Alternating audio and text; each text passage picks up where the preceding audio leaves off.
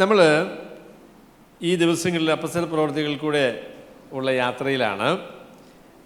അപ്പസ്തലനായ പൗലോസിൻ്റെ ഒന്നാം മിഷണറി യാത്ര എന്നറിയപ്പെടുന്ന അപ്പോസ്തല പ്രവർത്തി 13-ാമത്തെ അധ്യായം മുതൽ 14-ാമത്തെ അധ്യായത്തിൻ്റെ അവസാനം വരെയുള്ള ആ യാത്രയാണ്, മിഷണറി പ്രവർത്തനത്തെയാണ് അതിലാണ് നമ്മൾ ശ്രദ്ധ കേന്ദ്രീകരിച്ചിരുന്നത്. അവിടെ അതിൻ്റെ സമാപന വാക്യങ്ങളിലേക്കാണ് നമ്മൾ വന്നിരിക്കുന്നത്. സമർത്ഥമായ ഫലപ്രദമായ മിഷണറി പ്രവർത്തനം എന്താണ്?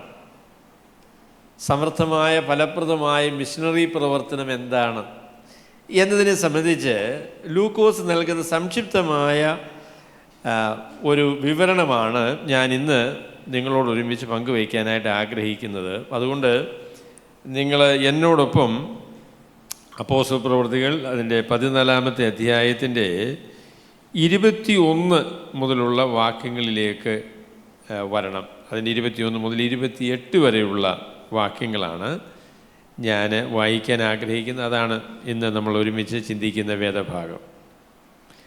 ആ പട്ടണത്തിലും സുവിശേഷം അറിയിച്ച് പലരെയും ശിഷ്യരാക്കിയ ശേഷം അവർ ലുസ്ട്ര, ഇക്കോന്യ, അന്ത്യോക്യ എന്ന പട്ടണങ്ങളിലേക്ക് മടങ്ങിച്ചെന്നു.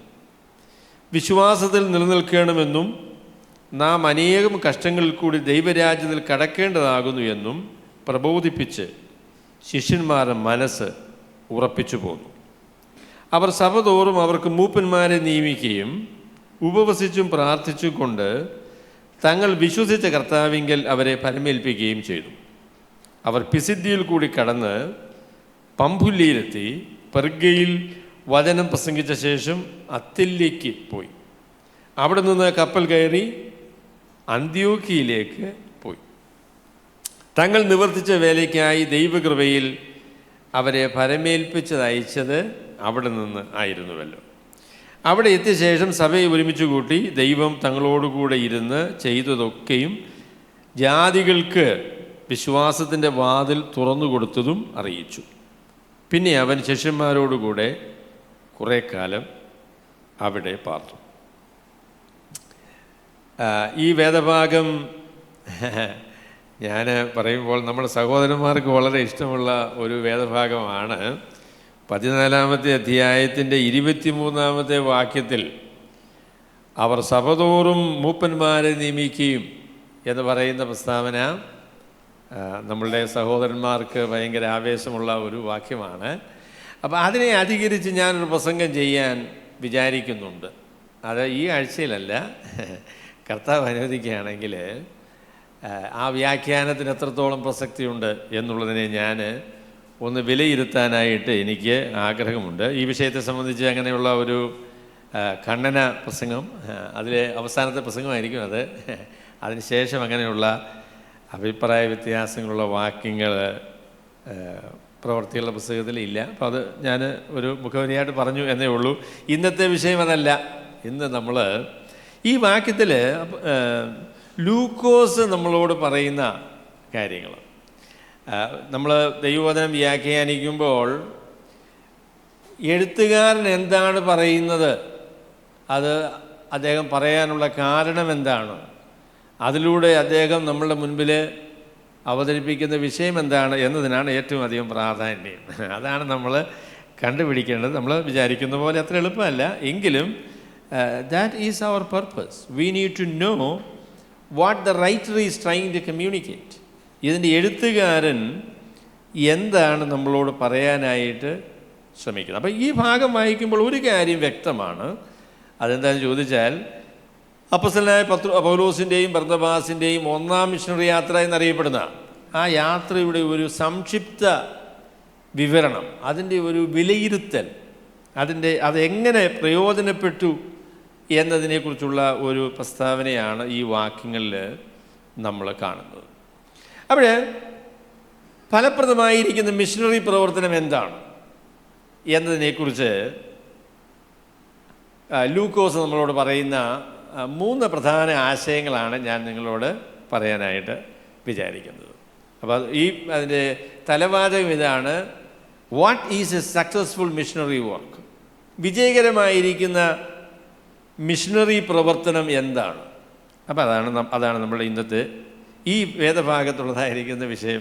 നിങ്ങൾ വായിച്ചു നോക്കിയാൽ എന്നോട് ആ വിഷയത്തിൽ യോജിക്കും എന്ന് ഞാൻ വിചാരിക്കുന്നു. അപ്പോൾ ആദ്യമായിട്ട് പറയാനുള്ള കാര്യം 21-ാമത്തെ വാക്യത്തെ അധികരിച്ചുള്ള പ്രസ്താവനയാണ്. 21-ാമത്തെ വാക്യത്തെ അധികരിച്ചുള്ള പ്രസ്താവനയാണ്. മിഷണറി പ്രവർത്തനത്തിൻ്റെ ലക്ഷ്യം എന്താണ്? മിഷണറി പ്രവർത്തനം കൊണ്ട് എന്താണ് നടക്കേണ്ടത് എന്നതിനെക്കുറിച്ച് ലൂക്കോസ് പറയുന്ന കാര്യം ശ്രദ്ധിക്കുക. അദ്ദേഹം പറഞ്ഞു, അല്ലെങ്കിൽ അതാണ് അപ്പോസ്തലന്മാരായ ബർന്നബാസും പൗലോസും ചെയ്തത് എന്നാണ് പറയുന്നത്. അവർ ആ പട്ടണത്തിലും സുവിശേഷം അറിയിച്ച് പലരെയും ശിഷ്യരാക്കിയ ശേഷം, അപ്പം അതാണ് സുവിശേഷ പ്രവർത്തനത്തിൻ്റെ, മിഷണറി പ്രവർത്തനത്തിൻ്റെ ലക്ഷ്യമെന്ന് പറയുന്നതാണ്. അപ്പം ഞാനതൊരു പ്രസ്താവനയായിട്ട് പറയാം. മിഷണറി പ്രവർത്തനത്തിൻ്റെ ലക്ഷ്യം സുവിശേഷത്തിൻ്റെ പ്രഘോഷണവും അത് നിമിത്തം ശിഷ്യന്മാരെ ഉളവാക്കുന്നതുമാണ്. അതാണ് മിഷണറി പ്രവർത്തനത്തിൻ്റെ ലക്ഷ്യം എന്ന് പറയുന്നതാണ്. Proclamation of the gospel and discipling people because of the proclamation of the gospel. സുവിശേഷം വിശ്വസിക്കുന്ന ആളുകളെ എങ്ങനെയാണ് ശിഷ്യന്മാരാക്കാനായിട്ട് സാധിക്കുന്നത്, അവരോട് എങ്ങനെയാണ് സുവിശേഷം പറഞ്ഞ് അവരെ വിശ്വാസത്തിലേക്ക് നയിക്കാൻ കഴിയുന്നത്. അതാണ് മിഷണറി പ്രവർത്തനത്തിൻ്റെ ഏറ്റവും പ്രധാനപ്പെട്ട ലക്ഷ്യം. അതാണ്. അപ്പോൾ അത് വളരെ ലളിതമായിരിക്കുന്നൊരു പ്രസ്താവനയാണ്. What is the purpose of missionary work? Missionary പ്രവർത്തനത്തിൻ്റെ ലക്ഷ്യം എന്താണെന്ന് ചോദിച്ചാൽ നമ്മൾ പറയും സുവിശേഷ പ്രഘോഷണവും ആ പ്രഘോഷണത്തിൻ്റെ ഫലമായി ശിഷ്യന്മാരെ ഉളവാക്കുന്നതുമാണ് മിഷണറി പ്രവർത്തനത്തിൻ്റെ ലക്ഷ്യം. ദേ പ്രൊക്ലെയിംഡ് ദ ഗോസ്പൽ. എൻ്റെ പൊന്നു സഹോദരങ്ങളെ, ഞാൻ പറയാം, സുവിശേഷം പ്രഘോഷിക്കാത്ത മിഷണറിമാരല്ല. ക്രിസ്തീയ വിശ്വാസത്തിൽ മിഷണറിമാരായിരിക്കുന്ന ഈ ആളുകൾ സുവിശേഷത്തിൻ്റെ വക്താക്കളാണ്.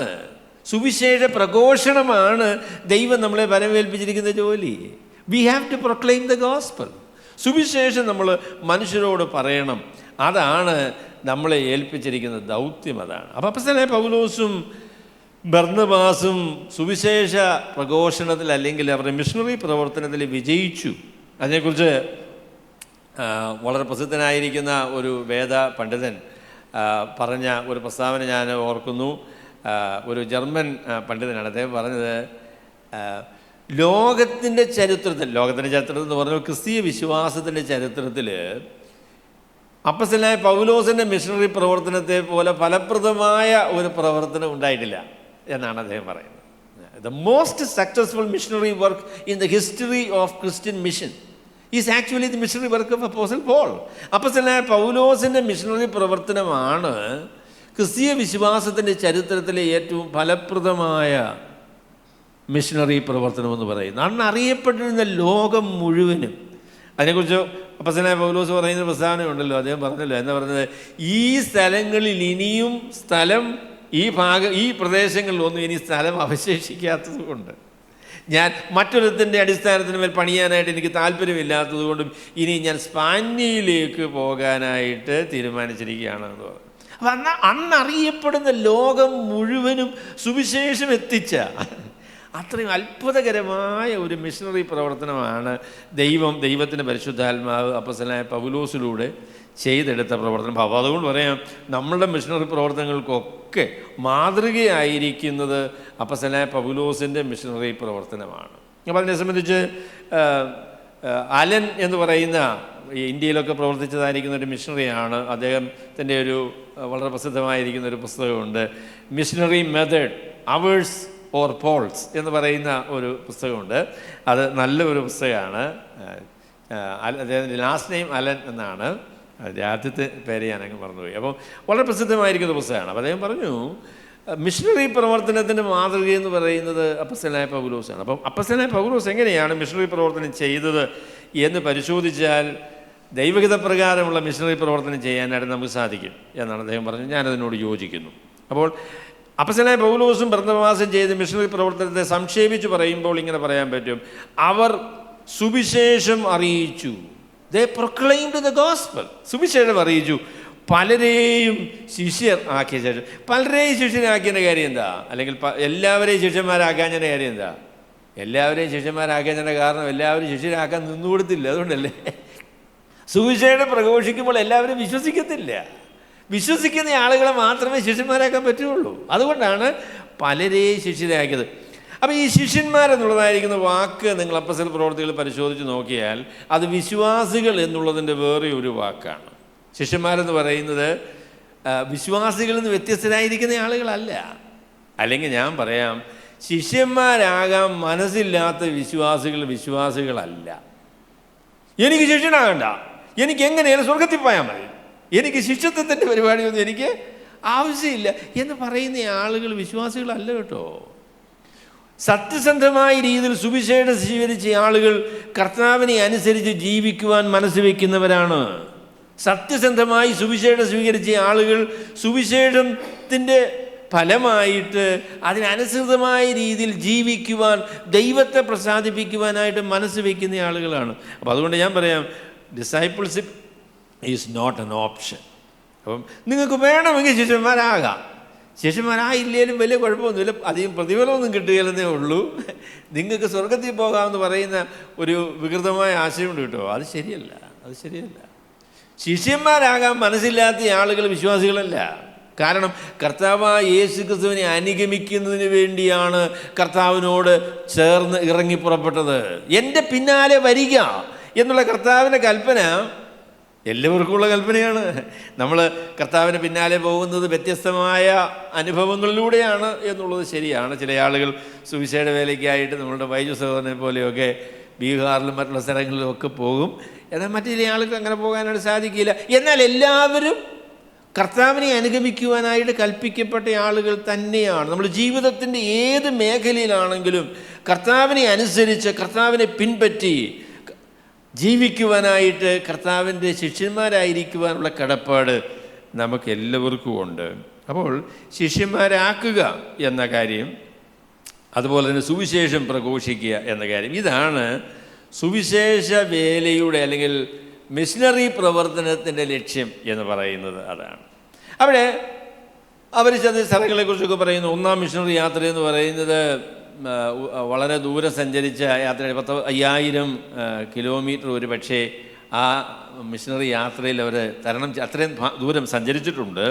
അപ്പോൾ അവരങ്ങനെ സഞ്ചരിച്ച് ആ യാത്രയിൽ അവർ ചെയ്ത കാര്യം സുവിശേഷം അറിയിച്ചു. എന്നിട്ട് സുവിശേഷം വിശ്വസിച്ച ആളുകളെയൊക്കെ ശിഷ്യന്മാരാക്കുവാനായിട്ട്, ശിഷ്യന്മാരാക്കുക എന്ന് പറഞ്ഞപ്പോൾ ചില പടികൾ കടന്നതിന് ശേഷം ശിഷ്യന്മാരായി. ഇനി നിങ്ങൾക്ക് ശിഷ്യന്മാരെന്നുള്ള രീതിയിൽ അറിയപ്പെടാം, വിശ്വാസികൾ നിങ്ങളെ കുറിച്ച് പറയേണ്ട കാര്യമില്ല. അങ്ങനെയല്ല കേട്ടോ. ശിഷ്യന്മാരുടെ യാത്ര, ശിഷ്യത്വത്തിൻ്റെ പാതയെന്ന് പറയുന്നത് മരണം വരെ നീണ്ടു നിൽക്കുന്ന ഒരു പരിപാടിയാണ്.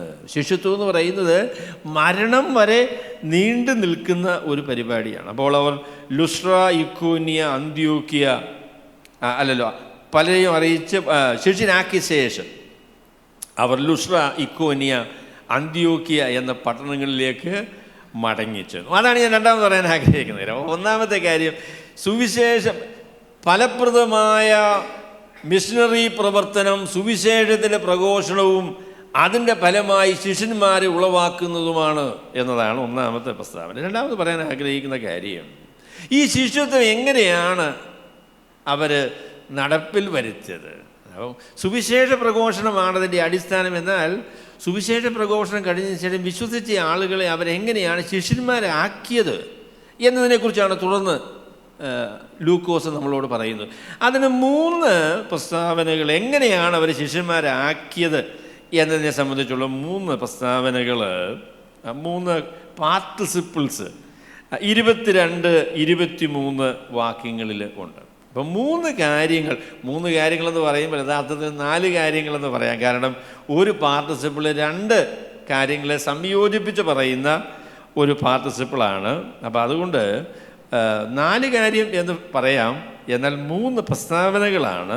3 പ്രസ്താവന എന്ന് പറഞ്ഞപ്പോൾ 3 പാർട്ടിസിപ്പിൾസാണ് ഈ പ്രവർത്തനത്തെ വിശദീകരിക്കാനായിട്ട് ലൂക്കോസ് ഉപയോഗിക്കുന്നത്. അപ്പം ഞാൻ പറയാം, എങ്ങനെയാണ് ശിഷ്യന്മാരെ ഉളവാക്കുവാൻ സാധിക്കുന്നത്? സുവിശേഷ മിഷണറി പ്രവർത്തനത്തിൽ അവരെ എങ്ങനെയാണ് ശിഷ്യന്മാരെ ഉളവാക്കിയത് എന്നതാണ് രണ്ടാമത് ഞാൻ നിങ്ങളോട് പറയാനായിട്ട് ആഗ്രഹിക്കുന്നത്. അപ്പോൾ 3 പാർട്ടിസിപ്പിൾസ് ഉണ്ടെന്ന് ഞാൻ പറഞ്ഞല്ലോ.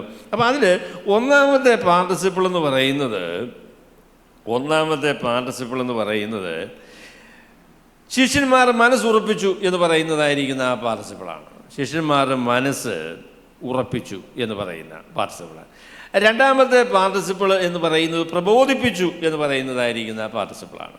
മൂന്നാമത്തെ പാർട്ടിസിപ്പിൾ എന്ന് പറയുന്നത് മൂപ്പന്മാരെ നിയമിച്ചു എന്ന് പറയുന്ന പാർട്ടിസിപ്പിൾസ്. അങ്ങനെ 3 കാര്യങ്ങളാണ് ശിശുത്വത്തെ സംബന്ധിച്ച് എങ്ങനെയാണ് അവർ വിജയകരമായ രീതിയിൽ അവർ മിഷണറി പ്രവർത്തനത്തിൽ ശിഷ്യന്മാരെ ഉളവാക്കിയത് എന്നതിനെക്കുറിച്ച് പറയുന്ന പ്രസ്താവനയാണ്.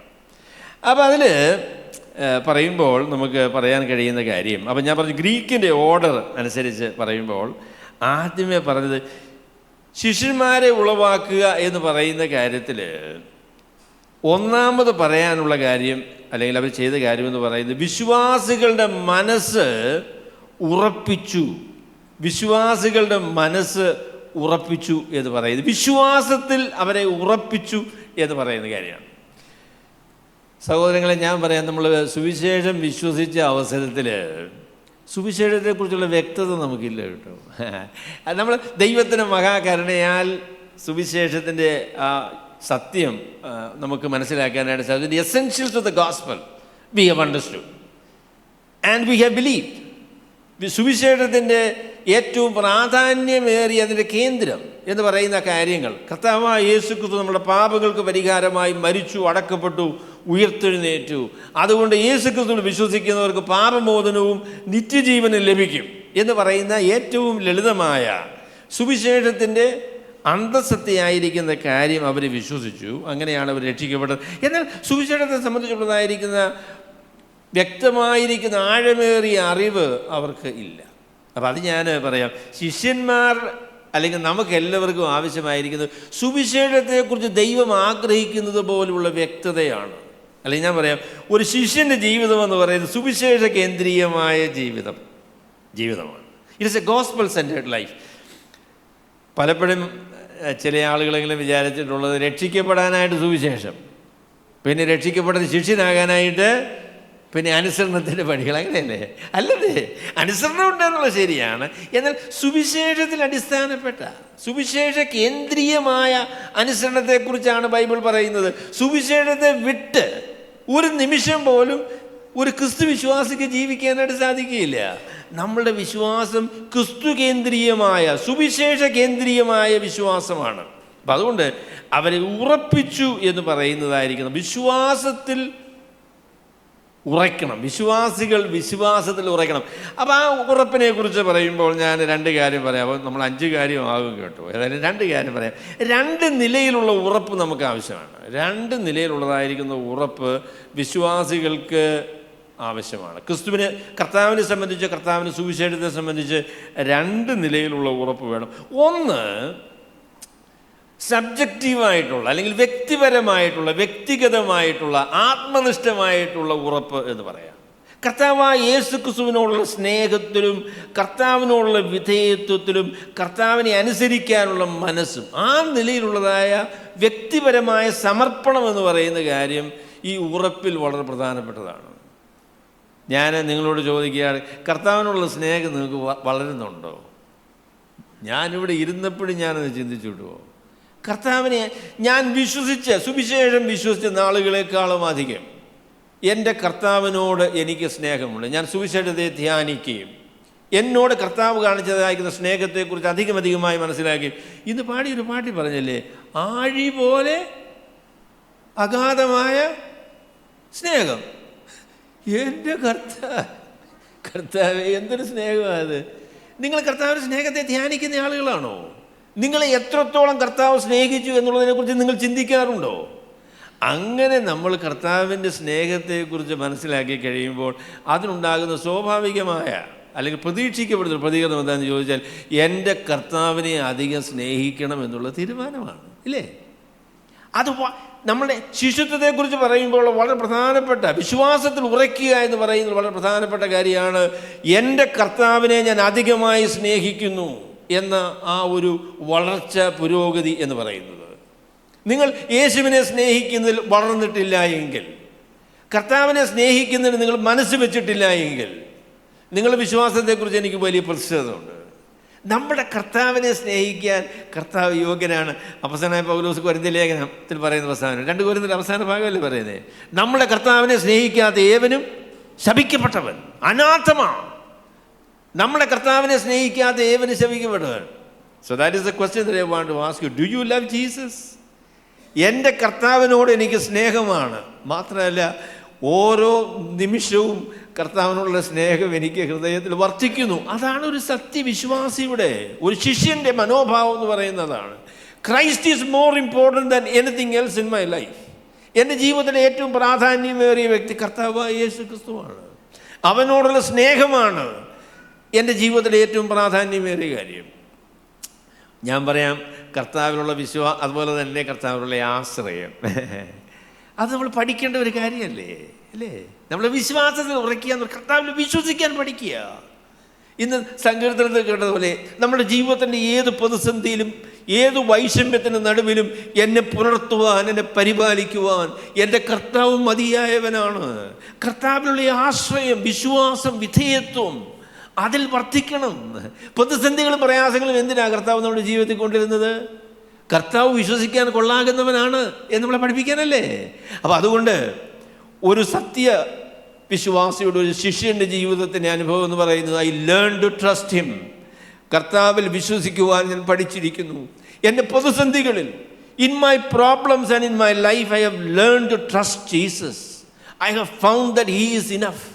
യേശു ക്രിസ്തു മതിയാകുന്നു, എന്നെ പുലർത്തുവാൻ മതിയായവനാണ് എന്ന കാര്യം എനിക്ക് ബോധ്യമായിരിക്കുന്നു എന്നതാണ് നമ്മെ സംബന്ധിച്ചുള്ള വിശ്വാസത്തിൻ്റെ ഉറപ്പിനെക്കുറിച്ച് പറയുമ്പോൾ പറയാൻ സാധിക്കുന്നത്. എൻ്റെ പൊന്നു സഹോദരങ്ങളെ, ഞാൻ നിങ്ങളോട് പറയാം, കർത്താവിലല്ലാതെ മറ്റൊരുത്തരിലും നമുക്ക് ആശ്രയിക്കാനായിട്ട് സാധിക്കുകയില്ല. മനുഷ്യരൊക്കെ മാറിപ്പോകുന്ന ആളുകളാണ്.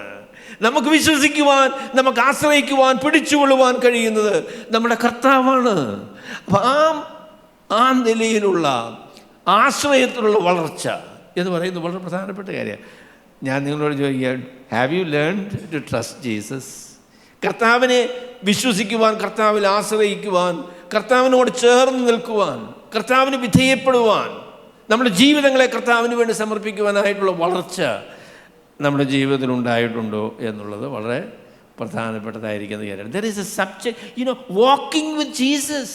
യേശുക്രിസ്തുവിനോട് കൂടെ നടക്കുന്ന, യേശുക്രിസ്തുവിനെ അറിയുന്ന, യേശുക്രിസ്തുവിനെ സ്നേഹിക്കുന്ന, യേശുക്രിസ്തുവിൽ ആശ്രയിക്കുന്ന, പ്രശ്നങ്ങളിലും പ്രയാസങ്ങളിലും ബുദ്ധിമുട്ടുകളിലും എല്ലാം എൻ്റെ കർത്താവിനിക്ക് മതിയായവനാണ് എന്ന് തിരിച്ചറിയുന്ന ആ ഒരു വളർച്ച ശിഷ്യത്വത്തിലെ വളരെ പ്രധാനപ്പെട്ടതായിരിക്കുന്ന കാര്യമാണ്. It is A personal walk with Jesus. I walk with him, I know him, I love him, I trust him, I depend upon him. അപ്പോൾ ആ ഒരു വളർച്ച വളരെ പ്രധാനപ്പെട്ട കാര്യമാണ്. അപ്പോൾ അതിന് മറുവശത്ത് പറയാം, ബുദ്ധിപരമായും അറിവിലും നമ്മൾ വളരണം കേട്ടോ. നമ്മളുടെ സബ്ജക്റ്റീവായിട്ട് കർത്താവിനുള്ള വിധേയത്വത്തിലും സ്നേഹത്തിലും അതിലും നമ്മൾ വളരുന്നു എന്നുള്ളതുപോലെ തന്നെ കർത്താവിനെക്കുറിച്ചുള്ള അറിവിൽ ബുദ്ധിപരമായി നമ്മൾ വളരേണ്ടതായിട്ടുള്ള ആവശ്യമുണ്ട്. വിശ്വാസത്തിൽ ഉറയ്ക്കുക എന്ന് പറയുമ്പോൾ നമ്മൾ കർത്താവിനെക്കുറിച്ചുള്ള അറിവ്, you are more knowledgeable in the Bible. യേശുക്രിസ്തുവിനെ കുറിച്ച് പറയുന്ന കാര്യം. അപ്പം ഞാൻ അതിനെക്കുറിച്ച് എനിക്ക് ഈ ദിവസങ്ങളിൽ എനിക്ക് സന്തോഷമായി തോന്നിയ കാര്യം, യേശുക്രിസ്തുവിനെ അറിയാനുള്ള ഏറ്റവും നല്ല വഴി എന്താണെന്നറിയാമോ? ഏറ്റവും നല്ല വഴി സുവിശേഷങ്ങൾ വായിക്കുന്നതാണ്. 4 സുവിശേഷങ്ങൾ എഴുതിയേക്കുന്നതിൻ്റെ ഉദ്ദേശം എന്താണെന്ന് ചോദിച്ചാൽ, യേശുക്രിസ്തുവിനെ നമുക്ക് പരിചയപ്പെടുത്തി തരാനാണ്. യേശുക്രിസ്തു ആരാണ് എന്ന് നമുക്ക് മനസ്സിലാക്കി തരുന്നതിന് വേണ്ടിയാണ് ഈ 4 സുവിശേഷങ്ങൾ എഴുതിയിരിക്കുന്നത്. അതുകൊണ്ട് ഞാൻ ഈ ദിവസങ്ങളിൽ ഞാനിങ്ങനെ ചിന്തിക്കുകയാണ്, എല്ലാം ഫലവത്തായി എന്നൊന്നും ഞാൻ പറയുന്നില്ല. I need a walk with Jesus. കർത്താവിൻ്റെ ജനനം മുതൽ കർത്താവിൻ്റെ മരണം വരെ ജനനം മുതൽ ശിഷ്യന്മാരുണ്ടായിരുന്നില്ല. എന്നാൽ യോഹന്നാൻ്റെ സ്നാനം തുടങ്ങി കർത്താവായ യേശുക്രിസ്തുവിൻ്റെ പുനരുത്ഥാനം വരെ യേശുക്രിസ്തുവിനോട് കൂടെ നടന്ന ശിഷ്യന്മാർ, അവരെയാണ് അപ്പോസ്തലന്മാർ ആയിട്ട് തിരഞ്ഞെടുത്ത ആളുകൾ അവരാണ്. നമുക്കങ്ങനെ നടക്കാൻ പറ്റുമോ? യോഹന്നാൻ്റെ സ്നാനം തുടങ്ങി കർത്താവായ യേശുക്രിസ്തുവിൻ്റെ പുനരുത്ഥാനം വരെ യേശുക്രിസ്തുവിനോട് നടക്കാൻ പറ്റുമോ? കർത്താവ് ചെയ്ത എല്ലാ കാര്യമൊന്നും കണ്ടു നടക്കാൻ പറ്റത്തില്ലെന്ന് ശരിയാ. എന്നാൽ യേശുക്രിസ്തുവിനോട് കൂടെയുള്ളൊരു യാത്ര നമുക്ക് സാധ്യമാണ്. അതിനുവേണ്ടിയാണ് ഈ 4 സുവിശേഷങ്ങൾ രേഖപ്പെടുത്തി തന്നിരിക്കുന്നത്. അപ്പം അങ്ങനെ ഒന്ന് നിങ്ങൾ ഈ സുവിശേഷം ഒന്ന് വായിക്കാമോ? To listen to Jesus. കർത്താവ് രോഗികളെ സൗഖ്യമാക്കുന്ന അവസരങ്ങൾ, കുഷ്ഠരോഗിയെ സ്പർശിക്കുന്ന, അതൊക്കെ മനസ്സിൻ്റെ ആ ഒരു കണ്ണാടിയിൽ നമുക്ക് കാണാൻ പറ്റുമല്ലേ? How he stretches his hand and touch the leper. ഈ കുഷ്ഠരോഗിയെ കർത്താവ് തൊടുന്നത്. അപ്പം ഞാൻ പറയുന്നത്, യേശുക്രിസ്തുവിനെ മനസ്സിലാക്കുവാൻ, യേശുക്രിസ്തുവിനെ അറിയുവാൻ, അവൻ്റെ വാക്കുകൾ കേൾക്കുവാൻ, അവനോട് കൂടെ സഞ്ചരിക്കാനായിട്ട് സുവിശേഷങ്ങളിലൂടെയുള്ള ഒരു യാത്ര അത് വളരെ സഹായകരമാകും. അപ്പോൾ ഈ സുവിശേഷങ്ങളുള്ള കാര്യങ്ങളൊക്കെ മനസ്സിലാക്കാനായിട്ട് എങ്ങനെയാണ് ഇതിൽ പറഞ്ഞിരിക്കുന്ന ഈ ആശയങ്ങളെ ഗ്രഹിക്കാൻ കഴിയുന്നത്? We need to learn theology. ദൈവവചനത്തിൽ നിന്ന് പരിജ്ഞാനമുള്ളവരായിട്ട് തീരണം. അത് നല്ല ശിഷ്യന്മാരുടെ ലക്ഷണമെന്ന് പറഞ്ഞാൽ അവർ അറിവുള്ള ആളുകളാണ്. അവർക്ക് മറ്റുള്ളവർക്ക് ക്രിസ്തീയ വിശ്വാസം പറഞ്ഞു കൊടുക്കുവാൻ കഴിയും വിധം അവർക്ക് ക്രിസ്തീയ വിശ്വാസത്തെ ബോധ്യമുള്ള ആളുകളാണ്. അപ്പോൾ കർത്താവിനോട് എനിക്ക് സ്നേഹമുണ്ട്. ചില ആളുകൾക്ക് സ്നേഹമൊക്കെ ഉണ്ട് കേട്ടോ, പക്ഷേങ്കിൽ കർത്താവിനെ കുറിച്ചുള്ള അറിവ് അവർക്കില്ല. ദൈവവചനത്തിൽ നിന്ന് ആ നിലയിലുള്ള പരിജ്ഞാനമില്ല. അത് ബലഹീനമാണ്. അപ്പോൾ അതുകൊണ്ട് ഇത് രണ്ടുമാണ്. ചില ആളുകളുടെ തലയിലെല്ലാം ഉണ്ട് കേട്ടോ, പക്ഷെങ്കിൽ ജീവിതത്തിലില്ല. അതും ഭയങ്കര പ്രശ്നം. ജോൺ സ്റ്റോട്ട് എന്ന് പറയുന്ന ആൾ പറഞ്ഞ ഒരു പ്രസ്താവന, ജോൺ സ്റ്റോട്ട് എന്ന് പറയുന്നത് വളരെ പ്രസിദ്ധനായിരിക്കുന്ന ദൈവദാസൻ പറഞ്ഞത്, പാശ്ചാത്യ ലോകത്തിലെ പണ്ഡിതന്മാരായിരിക്കുന്ന വിശ്വാസികളെക്കുറിച്ചാണ് അദ്ദേഹം പറഞ്ഞത് കേട്ടോ. അദ്ദേഹം പറഞ്ഞു, അവരെ ടാഡ്പോൾ ക്രിസ്ത്യൻസ് എന്നാണ് വിളിക്കേണ്ടതെന്ന് പറഞ്ഞു. ടാഡ്പോൾ ക്രിസ്ത്യൻസ് എന്ന് പറഞ്ഞാൽ അറിയാമോ? വാൽമാക്രി ക്രിസ്ത്യാനികൾ എന്ന് പറഞ്ഞ വലിയ തലയാണ്, പക്ഷേ പുറകോട്ട് ഉടൽ നോക്കുമ്പോൾ വളരെ ശോഷിച്ചതാണ്. തല ഒരു ഭയങ്കര വലിപ്പമാണ്, പക്ഷേ അതിനനുസൃതമായ രീതിയിലുള്ള ഉടലില്ല. അപ്പോൾ അദ്ദേഹം ചോദിച്ചു, യേശു ക്രിസ്തുവിനെക്കുറിച്ച് നിങ്ങൾ തിയോളജിയൊക്കെ പഠിച്ചല്ലോ, അതിനനുസൃതമായ രീതിയിൽ നിങ്ങളുടെ ജീവിതം വ്യതിയാനപ്പെട്ടിട്ടുണ്ടോ? ഉണ്ടോ? We cannot be tadpole Christians. നമുക്ക് ഭയങ്കര തലയാണ്, എല്ലാ കാര്യവും അറിയാം, പക്ഷേ അതിനനുസൃതമായ രീതിയിൽ ജീവിതത്തിലൊരു വ്യതിയാനവും വന്നിട്ടില്ല. It is just a cerebral knowledge of Christ which is not enough. അത് നമുക്ക് പര്യാപ്തമായിരിക്കുന്ന ഒരു അറിവല്ല. എന്നാൽ ബുദ്ധിപരമായിരിക്കുന്ന അറിവില്ലാതെ കർത്താവിനെക്കുറിച്ച് നമുക്ക് പറയാനായിട്ട് സാധിക്കും. അപ്പോൾ ഈ രണ്ടും കൂടെ ചേർന്നതാണ് ശിഷ്യത്വത്തിൽ വിശ്വാസത്തിലുള്ള ഉറപ്പ് എന്ന് ഞാൻ നിങ്ങളോട് പറയട്ടെ. വിശ്വാസികളെ ഉറപ്പിച്ചു, ദൈവത്തിലുള്ള വിശ്വാസത്തിലും യേശുക്രിസ്തുവിനെക്കുറിച്ചുള്ള വിശ്വാസത്തിലും യേശുക്രിസ്തുവിനുള്ള സ്നേഹത്തിലും വിധേയത്വത്തിലും യേശുക്രിസ്തുവിനെക്കുറിച്ചുള്ള അറിവിലും അവരെ ഉറപ്പിക്കുക എന്നതാണ് ശിഷ്യത്വത്തിൻ്റെ ആദ്യത്തെ പടിയായിട്ട് പറയാൻ സാധിക്കുന്നത്. എന്നിട്ട് ഒരു കാര്യം കൂടെ ഞാനോട് പറയണമായിരുന്നു. അപ്പം ഈ സ്ഥലങ്ങളിലെല്ലാം അപ്പസ്തലനായ പൗലോസ് സുവിശേഷ പ്രവർത്തനങ്ങൾ ചെയ്തു, ശിഷ്യന്മാരെ ഉളവാക്കി എന്ന് പറയുമ്പോൾ അത് സഭാസ്ഥാപനത്തോട് ബന്ധപ്പെടുത്തിയാണ് പറഞ്ഞേക്കുന്നത് കേട്ടോ. അല്ലെങ്കിൽ ഞാൻ പറയാം, ക്രിസ്തീയ ജീവിതം എന്ന് പറയുന്നത് ഒരു ദ്വീപിൻ്റെ അനുഭവമല്ല കേട്ടോ. ക്രിസ്തീയ ജീവിതം എന്ന് പറയും ഞാനും കർത്താവും മാത്രം, അങ്ങനെയല്ല. വിശ്വാസ സമൂഹമാണ്, ഒരുമിച്ച് നിൽക്കുന്ന വിശ്വാസികൾ, ഒരുമിച്ച് നിൽക്കുന്ന, ഒരുമിച്ച് പഠിക്കുന്ന, ഒരുമിച്ച് വളരുന്ന ഒരു ക്രമീകരണമാണ് അപ്പസ്തലനായ പൗലോസ് ഇവിടെ നമുക്ക് മാതൃകയായിട്ട് നമ്മുടെ മുൻപിൽ വയ്ക്കുന്നത്. ശിഷ്യന്മാരുടെ മനസ്സ് ഉറപ്പിച്ചു പോകും. അപ്പോൾ വിശ്വാസത്തിലുള്ള ഉറപ്പ് എന്നതാണ് ഞാൻ ഒന്നാമത്തെ കാര്യമായിട്ട് നിങ്ങളോട് പറയാൻ ആഗ്രഹിക്കുന്നത്. എന്നിട്ട് അദ്ദേഹം രണ്ടാമത് പറയുന്നതായിരിക്കുന്ന കാര്യം വിശ്വാസത്തിൽ നിലനിൽക്കണമെന്നും അത് രണ്ടാമത്തെ കാര്യത്തിൻ്റെ ഞാൻ പറഞ്ഞല്ലോ, രണ്ട് കാര്യം ഒരുമിച്ചാണ്. രണ്ടാമത്തെ പ്രത്യേകതയാണ് അദ്ദേഹം പറഞ്ഞത്, വിശ്വാസത്തിൽ നിലനിൽക്കണമെന്നും നാം അനേകം കഷ്ടങ്ങൾ കൂടി ദൈവരാജ്യത്തിൽ കടക്കേണ്ടതാകുന്നു എന്നും പ്രബോധിപ്പിച്ചു. അപ്പോൾ ഈ പ്രബോധനത്തിൽ, ശിഷ്യന്മാരോടുള്ള പ്രബോധനത്തിൽ അദ്ദേഹം ഉൾപ്പെടുത്തിയതായിരിക്കുന്ന രണ്ട് കാര്യങ്ങളുണ്ട്. ഒന്നാമത്തെ കാര്യം, അപ്പോൾ രണ്ടാമത്തെ പോയിൻ്റ്, ഒന്നാമത്തെ കാര്യം വിശ്വാസത്തിലുള്ള ഉറപ്പ് എന്ന് പറയുന്ന കാര്യമാണ്. അതിൻ്റെ രണ്ടാമത്തെ പോയിൻ്റ് എന്ന് പറയുന്നത് പ്രബോധനം എന്ന് പറയുന്ന കാര്യമാണ്. അപ്പസ്തലനായ പൗലോസ് അവരെ പ്രബോധിപ്പിച്ചു, അവരെ ഉത്സാഹിപ്പിച്ചു, അവരെ പഠിപ്പിച്ചു. രണ്ട് കാര്യങ്ങളെക്കുറിച്ചാണ് അദ്ദേഹം പഠിപ്പിച്ചത്. ഒന്ന്, വിശ്വാസത്തിൽ നിലനിൽക്കണം എന്ന കാര്യം. പ്രിയമുള്ളവരെ, ഞാൻ പറയാം, ആരംഭശൂരത്വം എന്നൊക്കെ പറയുന്നതായിരിക്കുന്ന കാര്യമുണ്ട് കേട്ടോ. ആരംഭശൂരത്തിൽ ചാടിപ്പിടിച്ച് വിശ്വാസികൾ ഭയങ്കര ഉത്സാഹമായിരുന്നു. പക്ഷെങ്കിൽ കുറച്ച് കഴിഞ്ഞപ്പം ഈ പറഞ്ഞ കാര്യമൊന്നും ഇല്ല. അത് വിശ്വാസം വിട്ടുകളഞ്ഞു, കർത്താവിനുള്ള സമർപ്പണം വിട്ടുകളഞ്ഞു. അതൊരു ഭയങ്കര പരാജയമാണ്. ശിഷ്യന്മാരെന്ന് പറഞ്ഞാൽ എന്താ? ശിഷ്യന്മാരെന്ന് പറഞ്ഞാൽ വിശ്വാസത്തിൽ നിലനിൽക്കുന്ന ആളുകളാണ്, വിശ്വാസത്തിൽ വളർന്നു വരുന്ന ആളുകളാണ്, അത് ഉപേക്ഷിക്കുന്ന ആളുകളല്ല. D.A. കാഴ്സൺ പറഞ്ഞപ്പോൾ പറഞ്ഞൊരു പ്രസ്താവന എബ്രായ ലേഖനത്തിൻ്റെ പഠനത്തിലാണ് അദ്ദേഹം അത് പറഞ്ഞത്. എങ്കിലും അത് ഇതിങ്ങനെയാണ് പറഞ്ഞത്: a faith which is not enduring is not true faith. നിലനിൽക്കാത്ത വിശ്വാസം ശരിയായ വിശ്വാസമില്ല. നമ്മളെ ചില സഹോദരന്മാരെ നമ്മൾ കരുതിയിരുന്ന ചിലരെക്കുറിച്ച് പറയാം, അവർക്ക് ഭയങ്കര വിശ്വാസമായിരുന്നു ആരംഭകാലത്ത്. ഇപ്പോൾ വിശ്വാസവും ഇല്ല, ദൈവത്തിനും വിശ്വാസമില്ല, ബൈബിളിലും വിശ്വാസമില്ല, ഒന്നും വിശ്വാസമില്ല. അപ്പോൾ ഒരു സ്നേഹിതനോട്, അങ്ങനെയുള്ള ഒരു ആളിനോട് സംസാരിച്ചപ്പോൾ അദ്ദേഹം പറഞ്ഞു, ഞാൻ രക്ഷിക്കപ്പെട്ടതായതുകൊണ്ട് നിങ്ങൾ പറയുന്നത് രക്ഷ നഷ്ടപ്പെടുകയല്ലെന്നല്ലയോ, അതുകൊണ്ട് ഞാൻ സ്വർഗത്തിൽ പോകും, പക്ഷേ എനിക്കിപ്പോൾ വിശ്വാസവും ഒന്നുമില്ല. അവിടെ അങ്ങനെയുള്ള സഹോദരന്മാരോട് ഞാൻ പറയാൻ ആഗ്രഹിക്കുന്നത്, നിങ്ങളുടെ രക്ഷയൊന്നും പോവുകയില്ല രക്ഷിക്കപ്പെട്ടതായിരുന്നെങ്കിൽ. നിങ്ങൾ രക്ഷിക്കപ്പെട്ടവരല്ല എന്ന് നിങ്ങൾ വിശ്വാസം തള്ളിക്കളഞ്ഞത് കൊണ്ട് നിങ്ങൾ തെളിയിച്ചിരിക്കുകയാണ്. അവരിനി തിരിച്ചു വരുമോ എന്നൊന്നും എനിക്കറിയത്തില്ല, അതുകൊണ്ട് ചാകുന്നവരെ ഒന്നും ഞാൻ അവരെക്കുറിച്ചൊന്നും പറയില്ല. പക്ഷെങ്കിൽ ഈ നിലയിൽ നിങ്ങൾ ചാകുകയാണെങ്കിൽ നിങ്ങൾ വിശ്വാസികളല്ല എന്ന് നിങ്ങൾ തെളിയിച്ചിട്ടാണ് നിങ്ങൾ മരിച്ചിട്ടുള്ളത്. നിങ്ങളുടെ രക്ഷയ്ക്ക് യാതൊരു സുരക്ഷിതത്വവും ഇല്ല, കാരണം നിങ്ങൾ ഒരിക്കലും രക്ഷിക്കപ്പെട്ട ആളല്ല. സത്യവിശ്വാസം എന്ന് പറയുന്നത് നിലനിൽക്കുന്ന വിശ്വാസമാണ്. സത്യവിശ്വാസം എന്ന് പറയുന്നത് നിലനിൽക്കുന്ന വിശ്വാസം. കർത്താവ് വിതയ്ക്കുന്നവൻ്റെ ഉപമ പറഞ്ഞപ്പോൾ 4 നിലയിലുള്ള സ്ഥലങ്ങളെക്കുറിച്ച് പറഞ്ഞു കേട്ടോ. 4 നിലയിലുള്ള സ്ഥലങ്ങളെക്കുറിച്ച് പറഞ്ഞു. വഴിയരികെ വീണു. അദ്ദേഹം ഗുണപ്പെട്ടയാളാണോ? അദ്ദേഹം ഗുണപ്പെട്ടതാണെന്ന് പിന്നെ ആരും പറയത്തില്ല. കാര്യം ചോദിച്ചാൽ എങ്ങനെയാണ് പറയുന്നത്? അദ്ദേഹത്തിൻ്റെ അനുഭവത്തെക്കുറിച്ച് എന്താ പറയുന്നത്? ഉടനെ പിശാച് വന്ന് ഈ വചനം കൊണ്ട് വീണു. ഉടനെ തന്നെ ഒരു വ്യത്യാസം വരുത്താനായിട്ട് സമ്മതിച്ചില്ല. ഉടനെ തന്നെ എന്ത് ചെയ്തു? പിശാച് വന്ന് അത് കുത്തിക്കൊണ്ട് പോയി എന്നാണ് പറഞ്ഞത്. വന്ന് എടുത്തോണ്ട് പോയി. രണ്ടാമത്തെ ആൾക്കാരെ കുറിച്ച് പറഞ്ഞപ്പോൾ പറഞ്ഞു പാറസ്ഥലത്ത് വീണു. പാറസ്ഥലത്ത് വീണു, പക്ഷെങ്കിൽ വേരില്ലായതുകൊണ്ട് കുറച്ച് നേരമൊക്കെ ഇങ്ങനെ കിളിച്ചെന്നൊക്കെ തോന്നിയിട്ടോ. പക്ഷെങ്കിൽ വെയിൽ ഉദിച്ചു കഴിഞ്ഞപ്പം ആകെപ്പാടെ വാടി, പിന്നെ ഒന്നും കാണാനില്ല. പിന്നെ മൂന്നാമത്തെ ആൾക്കാരോട് പറഞ്ഞപ്പോൾ പറഞ്ഞു മുള്ളിനിടയിൽ വീണു.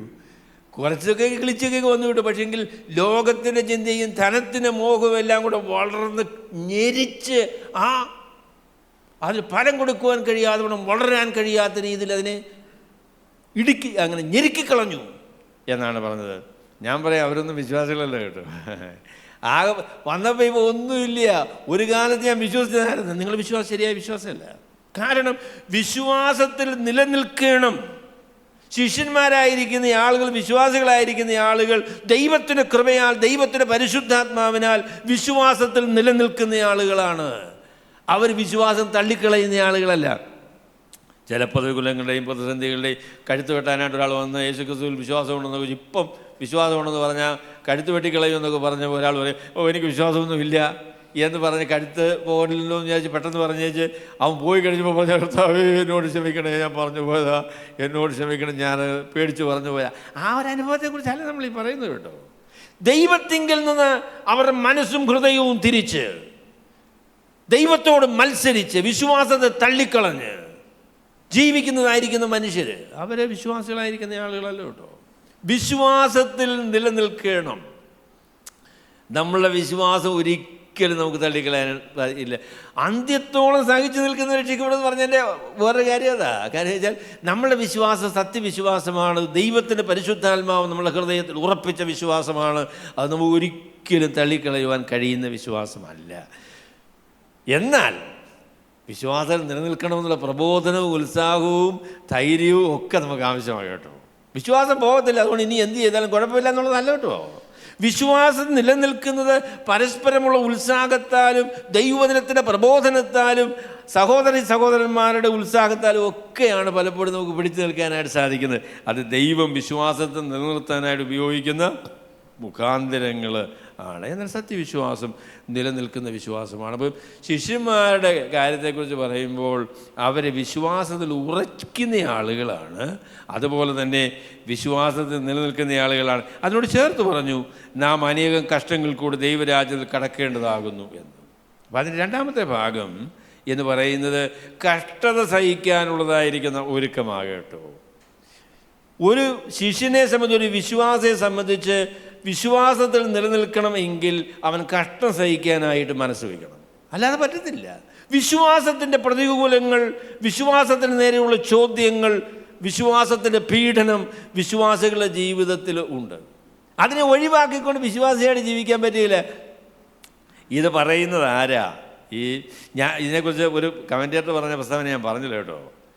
ലുസ്ര, ഇക്കോനിയ, അന്ത്യോക്യ എന്ന പട്ടണങ്ങളിലേക്ക് മടങ്ങി ചെന്നു. എങ്ങനെയായിരുന്നു പൗലോസിനെ ഈ സ്ഥലങ്ങളിലൊക്കെ സ്വീകരിച്ചത്? അന്ത്യോക്യ അവരെങ്ങനെയാണ് പോയത്? അവരെ കൊല്ലാനായിട്ട് ആളുകൾ പ്ലാൻ ഇട്ടിരിക്കുന്നു എന്നുള്ള കാര്യം അറിഞ്ഞപ്പോൾ രാത്രിയിൽ അവിടെ നിന്ന് ഓടിപ്പോവുകയാണ് ചെയ്തത്. ലുസ്രയിൽ നിന്ന് എങ്ങനെയാണ് പോയത്? ലുസ്രയിൽ എങ്ങനെ പോയത്? അവരെ കല്ലെറിഞ്ഞു. അവൻ മരിച്ചുപോയി എന്ന് വിചാരിച്ച് അവനെ പട്ടണത്തിന് പുറത്തേക്ക് ഇഴച്ചു കൊണ്ടുപോയി. എന്നാൽ ശിഷ്യന്മാർ കൂടി നിൽക്കുന്ന അവസരത്തിൽ പൗലോസ് എഴുന്നേറ്റു. അവൻ പട്ടണത്തിലേക്ക് ചെന്നു. പിറ്റേ ദിവസം രാവിലെ അവിടെ നിന്ന് പോയി. അങ്ങനെയാ പോയത്. അപ്പം ആ പട്ടണങ്ങളിലേക്ക് പൗലോസും ബർന്നബാസും മടങ്ങിച്ചെന്നു. അതാണ് കഷ്ടതയെക്കുറിച്ച് പറയുമ്പോൾ അപ്പസ്തലനായ പൗലോസിന് പറയാനായിട്ടുള്ളത്. ഞാൻ വിചാരിക്കുന്നു ലുസ്രയിലുള്ള സഹോദരന്മാരെ, അനേക കഷ്ടങ്ങളിലൂടെ നാം ദൈവരാജ്യത്തിൽ പ്രവേശിക്കേണ്ടതാകുന്നു. കഷ്ടങ്ങൾ സഹിക്കുവാൻ ദൈവകൃപയിൽ ആശ്രയിച്ച് നമ്മൾ മനസ്സ് വയ്ക്കണമെന്ന് പറഞ്ഞപ്പോൾ ഞാൻ വിചാരിക്കുന്നു കല്ലേറുകൊണ്ട് മുറിവേറ്റതായിരിക്കുന്ന ചില മാസങ്ങളൊക്കെ കഴിഞ്ഞിട്ടോ, അതുകൊണ്ട് ആ മുറിവൊക്കെ ഉണങ്ങി എന്നുള്ള കാര്യം ശരിയാണ്. പക്ഷേ അനേക പാടുകൾ പൗലോസിൻ്റെ മുഖത്ത് അവർക്ക് കാണുവാൻ കഴിയുമായിരുന്നു. പൗലോസിന് പറയാനുള്ളത് യേശുക്രിസ്തുവിൽ വിശ്വസിക്കുവാൻ മാത്രമല്ല, അവന് വേണ്ടി കഷ്ടമനുഭവിക്കുവാനുള്ള വരവും കൂടെ നിങ്ങൾക്ക് നൽകിയിരിക്കുന്നു. വിശ്വാസത്തിന് വേണ്ടി കഷ്ടമനുഭവിക്കുവാൻ, വില കൊടുക്കുവാൻ, ബുദ്ധിമുട്ടുവാൻ അതിനുള്ള അവസരം ദൈവം നമ്മുടെ ജീവിതത്തിൽ തരുന്നുണ്ട്. അതിന് മനസ്സില്ലാതെ ദൈവഹിതപ്രകാരം നമുക്ക് ജീവിക്കാനായിട്ട് സാധിക്കില്ല. ശിഷ്യന്മാരുടെ പ്രത്യേകത എന്താ? അവർ കഷ്ടം സഹിക്കാനായിട്ട് മനസ്സുള്ള ആളുകളാണ്. അതിനുവേണ്ടിയുള്ള പ്രബോധനം നമുക്ക് ആവശ്യമാകട്ടോ, അതിനുള്ള ഉത്സാഹം നമുക്ക് ആവശ്യമാണ്, അല്ലേ? ഇപ്പം ബീഹാറിലെ മുഖ്യമന്ത്രി മാറുക എന്നാണ് കേട്ടത്. അതൊരു ഭയങ്കര സങ്കടമാണ്. ഇനി എന്താണ് അവിടെ സംഭവിക്കാൻ പോകുന്നത് നമുക്കറിയത്തില്ല. യു പിയിൽ എന്താ സംഭവിക്കുന്നത്? അവിടെ ഉള്ള ഒരു ഹർഷിത് സിംഗ് എന്നോട് പറഞ്ഞു, ഒരുമിച്ച് കൂടാൻ അവർ സമ്മതിക്കില്ല. ശരിയ, ആളുകൾ വന്ന് ആരാധനാ യോഗത്തിൽ വന്ന് സഹോദരിമാരെ തല്ലുക, അതാണ് അവരുടെ പരിപാടി എന്ന് പറയുന്നതാണ്. എന്നാൽ വിശ്വാസം വിട്ട് കളയാൻ പറ്റുമോ? എൻ്റെ പൊന്നു സഹോദരങ്ങളെ, കഷ്ടതയുടെ പീഡയുടെ അനുഭവങ്ങൾ വിശ്വാസികൾക്കുണ്ട് എന്നതാണ് അപ്പോസ്തലനായ പൗലോസ് നമ്മളോട് പറയുന്നത്. കഷ്ടതയിൽ കൂടെ നാം ദൈവരാജ്യത്തിൽ കടക്കേണ്ടതാകും. ഒരുപക്ഷേ നമ്മളുടെ പീഡ എന്ന് പറയുന്നത് വിശ്വാസത്തിന് വേണ്ടിയായിരിക്കില്ല. ജീവിതത്തിലെ സമ്മർദ്ദങ്ങളും ബുദ്ധിമുട്ടുകളും പ്രയാസങ്ങളും ഒക്കെ വിശ്വാസത്തിന് വെല്ലുവിളിയായി നമ്മുടെ ജീവിതത്തിൽ കടന്നു വരാനായിട്ടുള്ള സാധ്യതയുണ്ട്. വ്യക്തിബന്ധങ്ങൾ, സംഘർഷങ്ങൾ, അതൊക്കെ നമ്മുടെ ജീവിതത്തിന് ബുദ്ധിമുട്ടുകളായിട്ട് വരാം. എന്നാൽ അതിൻ്റെ നടുവിൽ ദൈവത്തിൻ്റെ വിശ്വാസവും വിശ്വാസികൾക്ക് ദൈവം അനുവദിച്ചതായ ജീവിതത്തിന് നിലവാരവും വിട്ടുകളയാതെ ദൈവഹിതപ്രകാരം ഈ പ്രതികൂലങ്ങളോട് പ്രതികരിച്ച് മാത്രമേ നമുക്ക് ദൈവരാജ്യത്തിലേക്ക് പ്രവേശിക്കാൻ പറ്റുള്ളൂ. ദൈവരാജ്യം എന്ന് പറയുന്നത്, ഇവിടെ പറഞ്ഞിരിക്കുന്ന ദൈവരാജ്യം എന്ന് പറയുന്നത് എന്താ? ദൈവരാജ്യത്തിൻ്റെ പൂർത്തീകരണം എന്നുള്ളതായിരിക്കുന്ന അർത്ഥത്തിലാണ്. എന്ന് പറഞ്ഞാൽ വരാനിരിക്കുന്ന ദൈവരാജ്യം എന്ന് പറയുന്ന കാര്യമാണ്. എൻ്റെ ഒരു സഹോദരങ്ങളെ, ഈ കഷ്ടതയൊക്കെ ഒരു ചെറിയ കാലത്തേക്കേ ഉള്ളൂ കേട്ടോ. അത് കഴിഞ്ഞിട്ട് കർത്താവിൻ്റെ രാജ്യത്തിൽ നമ്മൾ പ്രവേശിക്കും. അവനോട് കൂടെ വാഴുവാൻ, അവൻ്റെ രാജ്യത്തിൽ കഷ്ടതയും ദുഃഖവും പ്രയാസവും ഇല്ലാത്ത അനുഭവത്തിലേക്ക് ചെന്നു ചേരുവാനായിട്ടാണ് ദൈവം നമ്മളെ വിളിച്ചാക്കിയിരിക്കുന്നത്. ഈ ലോകത്തിൽ വെച്ച് നമുക്ക് കഷ്ടതയുണ്ട്. എന്നാൽ അല്പകാലത്തേക്കുള്ള ലഘുവായ കഷ്ടം നമ്മിൽ വെളിപ്പെടുവാനുള്ള തേജസ് വിചാരിച്ചാൽ അത് സാരമില്ല എന്നെണ്ണുന്നു എന്നാണ് അപ്പോസ്തലനായ പൗലോസ് പറയുന്നത്. അപ്പോൾ കഷ്ടത സഹിക്കാനുള്ള ഒരുക്കം എന്ന് പറയുന്നത് ശിഷ്യന്മാരുടെ ജീവിതത്തിലെ വളരെ പ്രധാനപ്പെട്ട കാര്യമാണ്. അപ്പോൾ വിശ്വാസത്തിൽ ഉറയ്ക്കണം. അതിന് രണ്ട് കാര്യങ്ങൾ ഞാൻ നിങ്ങളോട് പറഞ്ഞു. പിന്നെ വിശ്വാസത്തിൽ നിലനിൽക്കണം എന്ന് ഞാൻ നിങ്ങളോട് പറഞ്ഞു. അപ്പം ഈ പ്രബോധനത്തിൽ രണ്ട് കാര്യമുണ്ട്. വിശ്വാസത്തിൽ നിലനിൽക്കണം, അതുപോലെ തന്നെ കഷ്ടത സഹിച്ച് ദൈവരാജ്യത്തിൽ പ്രവേശിക്കാനായിട്ട് നമ്മൾ മനസ്സ് വയ്ക്കണം എന്നതാണ് പറഞ്ഞത്. ഇനി മൂന്നാമത്തെ കാര്യം ഞാൻ നിങ്ങളോട് മൂന്നാമത് പറഞ്ഞത് മൂപ്പന്മാരെ നിയമിച്ചു എന്ന് പറയുന്നതായിരിക്കുന്ന കാര്യമാണ്. മൂപ്പന്മാരെ നിയമിക്കും. അതൊരു പാർട്ടിസിപ്പിളാണ് കേട്ടോ. അതൊരു ഒരു ഒരു ഫൈനൈറ്റ് വെർബല്ല. It is actually a participle. ഖൈറോറ്റോണിയോ എന്ന് പറയുന്നതായിരിക്കുന്ന ഒരു വാക്കാണ് മൂപ്പന്മാരെ നിയമിക്കുക എന്നതിന് വേണ്ടി ഉപയോഗിച്ചിരിക്കുന്നത്. അത് 2 പ്രാവശ്യം മാത്രമേ പുതിയ നിയമത്തിൽ ഉപയോഗിച്ചിട്ടുള്ളൂ. ഒന്ന് ഇവിടെയാണ്. മറ്റേത് 2 കൊരിന്ത്യർ 8-ാമത്തെ അധ്യായത്തിൻ്റെ 13-ാമത്തെ വാക്യത്തിലാണ് അവിടെ അത് പരിഭാഷപ്പെടുത്തിയിരിക്കുന്നത്. തിരഞ്ഞെടുത്തു എന്നുള്ള വാക്കാണ് അവിടെ ഉപയോഗിച്ചിട്ടുള്ളത്. അപ്പം ഇവിടെ നിയമിച്ചു എന്ന പരിഭാഷയാണ് ഉപയോഗിച്ചിട്ടുള്ളത്. നിയമിച്ചു എന്ന് പരിഭാഷപ്പെടുത്താൻ കഴിയുന്ന ഒരു വാക്കാണ്. എന്നാൽ എങ്ങനെയാണ് നിയമിച്ചത് എന്നുള്ളതിന് വ്യക്തതയില്ല കേട്ടോ. എങ്ങനെയാണ് അവർ നിയമിച്ചത് എന്നുള്ളതിന് വ്യക്തതയില്ല. ഞാൻ ആ വിഷയത്തെക്കുറിച്ച് അടുത്ത ദിവസം ഞാൻ പറയുമ്പോൾ നിങ്ങളോട് പറയാം. എന്നാൽ പറയാൻ ആഗ്രഹിക്കുന്നത്, ദൈവമക്കളെ ദൈവഹിതപ്രകാരം മുൻപോട്ട് നടത്താനായിട്ട് ഭക്തന്മാരായ ആളുകളുടെ നേതൃത്വം അനിവാര്യമാണ്. നമ്മളെ നേർവഴിയിൽ നടത്താനായിട്ട് ഭക്തന്മാരായ നേതൃത്വം നമുക്ക് അനിവാര്യമായ കാര്യമാണ്. സഭയായിട്ട് നമ്മൾ ഒരുമിച്ച് കൂടി വരുമ്പോൾ ദൈവഭക്തന്മാരായിരിക്കുന്ന ആളുകൾ നമുക്ക് ഇടയ ശുശ്രൂഷ ചെയ്യുവാനും നമ്മളെ ഉപദേശം പഠിപ്പിക്കുവാനും ദൈവഹിതപ്രകാരം ജീവിക്കാനും നമ്മളെ ഉത്സാഹിപ്പിക്കാനായിട്ട് നമ്മളെ ചുറ്റും വേണം. ഞാൻ ഇടയന്മാരുടെ മൂപ്പന്മാരുടെ ഏറ്റവും പ്രധാനപ്പെട്ട യോഗ്യതയായിട്ട് പറയാൻ ആഗ്രഹിക്കുന്നത്, അവർ ആടുകൾക്ക് മാതൃകയായി ജീവിക്കുന്ന ആളുകളാണ്. ഞാൻ പറയാം, മനുഷ്യരുടെ മേലുള്ള നമ്മളുടെ ഏറ്റവും വലിയ സ്വാധീനം എന്ന് പറയുന്നത് നമ്മളുടെ ജീവിതത്തിൻ്റെ സാക്ഷ്യമാണ്. മനുഷ്യരുടെ മേലുള്ള നമ്മളുടെ ഏറ്റവും വലിയ സ്വാധീനം എന്ന് പറയുന്നത് നമ്മളുടെ ജീവിതത്തിൻ്റെ സാക്ഷ്യമാണ്. നമ്മൾ ഒരു കാര്യം പറയുകയും മറ്റൊന്ന് പ്രവർത്തിക്കുകയും ചെയ്യുന്ന ആളുകളാണ് എങ്കിൽ നമ്മുടെ ജീവിതത്തിൽ അത്രയുള്ള സ്വാധീനമേ ഉണ്ടാകത്തുള്ളൂ. അവിടെ ഭക്തന്മാരായിരിക്കുന്ന ആളുകൾ നമ്മുടെ ജീവിതത്തിലൊരു വലിയ ഉത്സാഹമാകട്ടോ, വലിയ ഉത്സാഹം. ഞാൻ ചില അവസരങ്ങളിൽ ഞാൻ പറഞ്ഞു, പല പ്രാവശ്യം ഞാനിവിടെ പറഞ്ഞിട്ടുള്ളതാണ്. ഭക്തസിംഗ് എന്ന് പറയുന്ന ഒരാൾ, സാധു സുന്ദർ സിംഗ് എന്ന് പറയുന്ന ഒരാൾ, ഞാൻ നിങ്ങളോട് പറഞ്ഞല്ലേ സാധു സുന്ദർ സിംഗിനെ കുറിച്ച്. അവിടെ എൻ്റെ വല്യപ്പൻ സാധു സുന്ദർ സിംഗിൻ്റെ പ്രസംഗം കേട്ട് രക്ഷിക്കപ്പെട്ട ആളാണ്. അദ്ദേഹത്തിന് 10 വയസ്സുണ്ടായിരുന്നു. ഈ പ്രസംഗം മാരാമണ്ട് വന്ന് പ്രസംഗിച്ചു. അദ്ദേഹം പറഞ്ഞു, അദ്ദേഹത്തിൻ്റെ ഒരു എഴുത്തിൽ അദ്ദേഹം പറഞ്ഞിട്ടുണ്ട്, ഒരു ദൈവദൂതനെ പോലെയാ ആ മനുഷ്യൻ നിന്നത് എന്ന് പറഞ്ഞു. I saw him like an Angel. ഒരു ദൈവദൂതൻ നിൽക്കുന്നത് പോലെയാണ് ആ മനുഷ്യൻ നിന്നത് എന്നാണ് എൻ്റെ വല്യപ്പൻ അതിനെക്കുറിച്ച് ഞങ്ങളോട് പറഞ്ഞിട്ടുള്ളത്. അങ്ങനെയുള്ള ഭക്തന്മാർ നമ്മുടെ തലമുറയിൽ കുറവാണ് എന്നുള്ളതാണ് നമ്മുടെ ഏറ്റവും വലിയ നഷ്ടം. നമ്മൾ ചിലർ അങ്ങനെ നിൽക്കാനായിട്ട് ദൈവം ആഗ്രഹിക്കുന്നുണ്ടെന്നുള്ളത് ശരിയാണ്. നമുക്കങ്ങനെ നിന്നെന്താ കുഴപ്പം അല്ലേ? ഞാൻ ഭക്തസിംഗിനെ പോലെയാണോ എന്നൊക്കെ ഞാൻ പ്രാർത്ഥിച്ചിട്ടുണ്ട്. സുന്ദരസിംഗിന് അത്രയും ഞാൻ പ്രാർത്ഥിച്ചിട്ടില്ല, അത്രയും ആകണമെന്ന് പ്രാർത്ഥിച്ചിട്ടില്ല. എങ്കിലും എൻ്റെ പൊന്നു സഹോദരങ്ങളെ ഞാൻ പറയാം, ഭക്തന്മാരായി നമ്മുടെ തലമുറകൾ ജീവിക്കുവാൻ നമുക്ക് കടപ്പാടുണ്ട്. നമ്മളെ നോക്കുന്ന ചില മനുഷ്യർക്ക് ദൈവത്തെ ഭയപ്പെടുന്ന മനുഷ്യരുണ്ട് എന്നുള്ള ബോധ്യം വരണം.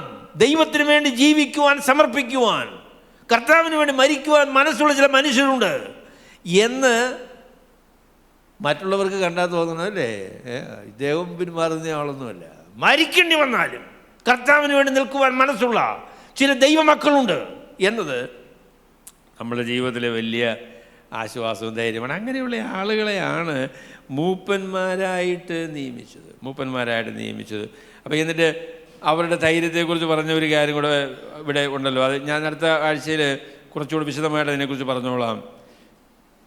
തങ്ങൾ വിശ്വസിച്ച, അപ്പോൾ എന്നിട്ട് പറഞ്ഞു, അവർ സഭതോറും അവർക്ക്, അത് ഞാൻ അടുത്ത ആഴ്ച പറഞ്ഞോളാം, മൂപ്പന്മാരെ നിയമിക്കുകയും ഉപവസിച്ചും പ്രാർത്ഥിച്ചും കൊണ്ട് തങ്ങൾ വിശ്വസിച്ച കർത്താവിങ്കൽ അവരെ പരമേൽപ്പിക്കുകയും ചെയ്തു. അപ്പോൾ ഞാൻ മൂപ്പന്മാരായിരിക്കുന്ന ആളുകളോടും നേതൃത്വത്തിലുള്ള ആളുകളോടും മുതിർന്ന സഹോദരങ്ങളോടും ഒക്കെ പറയാം, കർത്താവായ യേശുക്രിസ്തുവിൽ ആശ്രയിച്ച് മാത്രമേ ഈ വേല നിവർത്തിക്കാനായിട്ട് സാധിക്കുകയുള്ളൂ. പ്രാർത്ഥിച്ച് യേശുക്രിസ്തുവിങ്കൽ, അവർ വിശ്വസിച്ച കർത്താവിങ്കൽ അവരെ വരവേൽപ്പിച്ചു. സഹോദരങ്ങളെ, നമ്മളെ നിലനിർത്താനായിട്ട് കർത്താവിന് മാത്രമേ സാധിക്കുള്ളൂ കേട്ടോ. കർത്താവിൽ ആശ്രയിക്കണം, കർത്താവിൽ വിശ്വസിക്കണം, കർത്താവിനോട് ചേർന്ന് നിൽക്കണം, ദൈവത്തിൻ്റെ കൃപ പ്രാപിക്കണം, ദൈവശക്തി പ്രാപിക്കണം. അങ്ങനെ നമുക്ക് നിലനിൽക്കാൻ പറ്റുള്ളൂ. ഈ നാളുകളിൽ കർത്താവിൽ ആശ്രയിക്കുന്ന, കർത്താവിനോട് ചേർന്ന് നിൽക്കുന്ന, കർത്താവിൽ ധൈര്യപ്പെടുന്ന, കർത്താവിന് വേണ്ടി നിൽക്കുന്ന ഒരനുഭവം നമുക്ക് എല്ലാവർക്കും ദൈവം തരട്ടെ എന്ന് ഞാൻ പ്രാർത്ഥിക്കുകയാണ്. അപ്പം ഈ 3 കാര്യങ്ങളാണ് ശിഷ്യന്മാരെ ഉളവാക്കുന്ന കാര്യത്തെക്കുറിച്ച് പറയുമ്പോൾ ലൂക്കോസ് നമ്മളോട് പറഞ്ഞു, വിശ്വാസത്തിൽ ഉറയ്ക്കണം. രണ്ടാമത്തെ കാര്യമായിട്ടാണ് ഞാൻ പറയുന്നത്. എങ്ങനെയാണ് ശിഷ്യന്മാരെ ഉളവാക്കുന്നത്? വിശ്വാസത്തിൽ ഉറയ്ക്കണം. വിശ്വാസത്തിൽ ഉറയ്ക്കുമ്പോൾ നമ്മളുടെ വ്യക്തിപരമായ ജീവിതത്തിലും നമ്മുടെ അറിവിലും നമ്മൾ വിശ്വാസത്തിൽ ഉറയ്ക്കണം.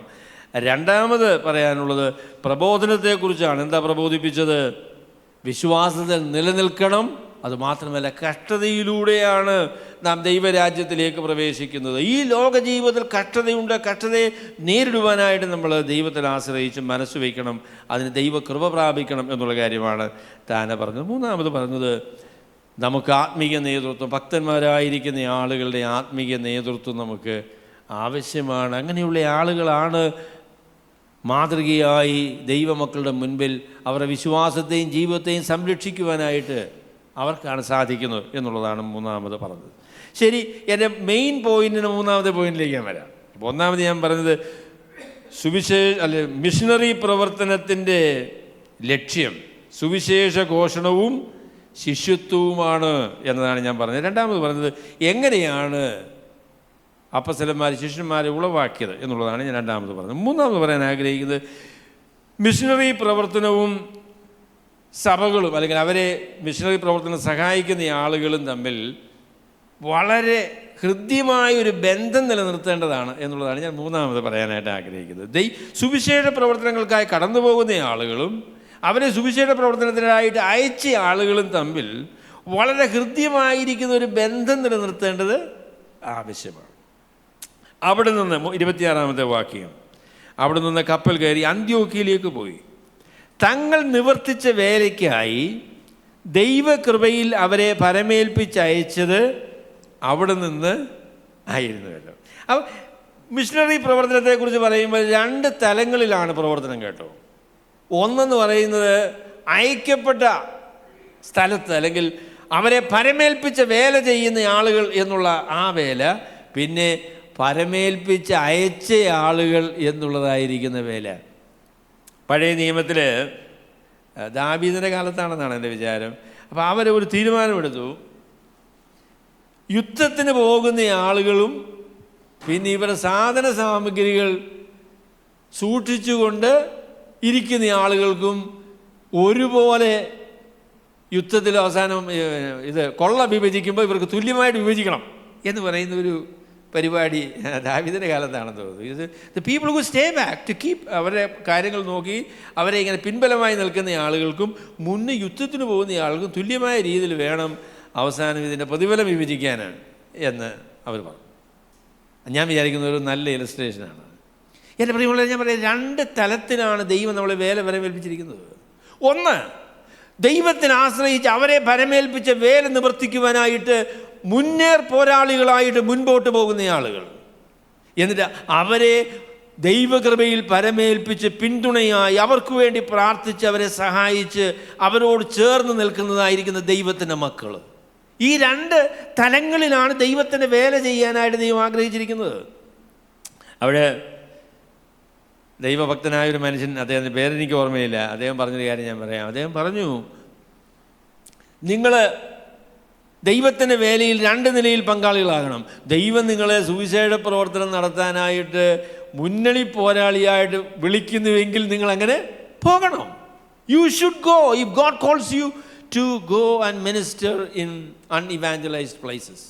സുവിശേഷം കേട്ടിട്ടില്ലാത്ത ആളുകൾ നടുവിലേക്ക് സുവിശേഷ വേലയ്ക്കായിട്ട് പോകണമെന്നൊരാഗ്രഹം ദൈവം നിങ്ങളുടെ ഹൃദയത്തിൽ തന്നുവെങ്കിൽ നിങ്ങൾ നിശ്ചയമായിട്ടും പോകണം.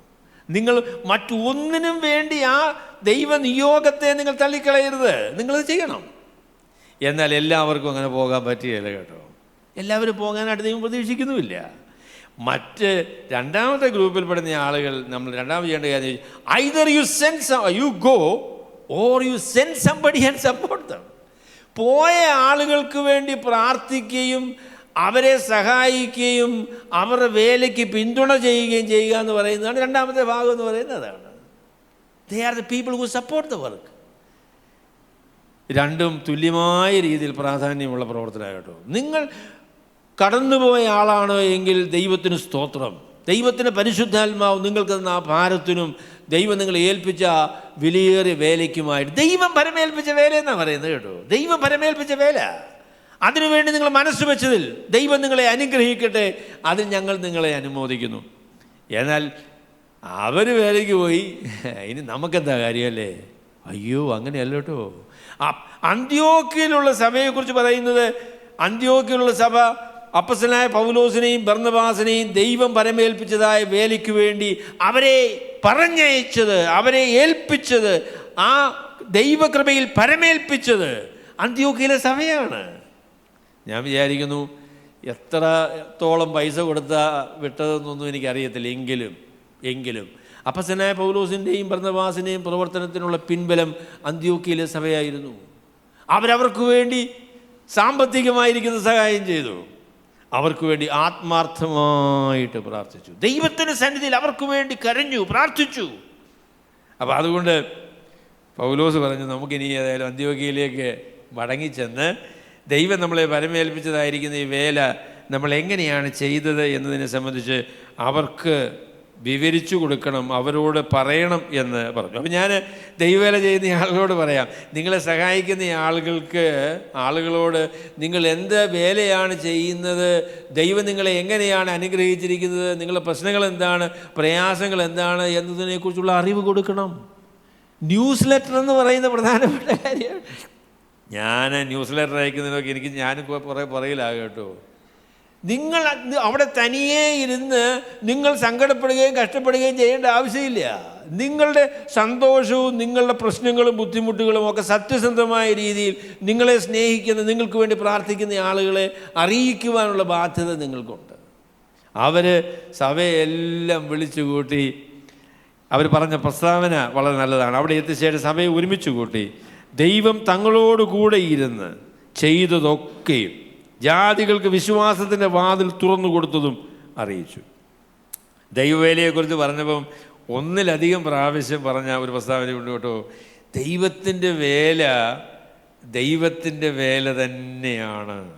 ദൈവം തങ്ങളോട് കൂടെ ഇരുന്ന് ദൈവത്തിൻ്റെ വേല ചെയ്തതിനെ സംബന്ധിച്ച് സഹോദരങ്ങളെ പറയാം, നമ്മൾ എവിടെയായിരുന്നാലും ദൈവത്തിൻ്റെ വേലയാണ് നമ്മൾ ചെയ്യുന്നതെങ്കിൽ അതിനെ കരുത്ത് പകരുവാനും നമ്മളെ സഹായിക്കുവാനും ദൈവം തന്നെ വേണം.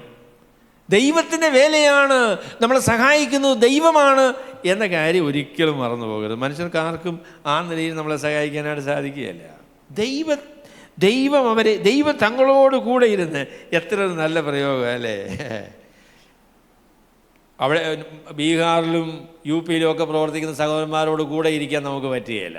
നമുക്കിവിടെ കേരളത്തിൽ നിന്ന് അവർക്ക് വേണ്ടി പ്രാർത്ഥിക്കുകയും അവരെ സഹായിക്കുകയും അവരുടെ ആവശ്യങ്ങളെ ഓർത്ത് അതിന് അനുസൃതമായ രീതിയിൽ പ്രതികരിക്കുകയും ഒക്കെ ചെയ്യാനായിട്ട് നമുക്ക് സാധിക്കും.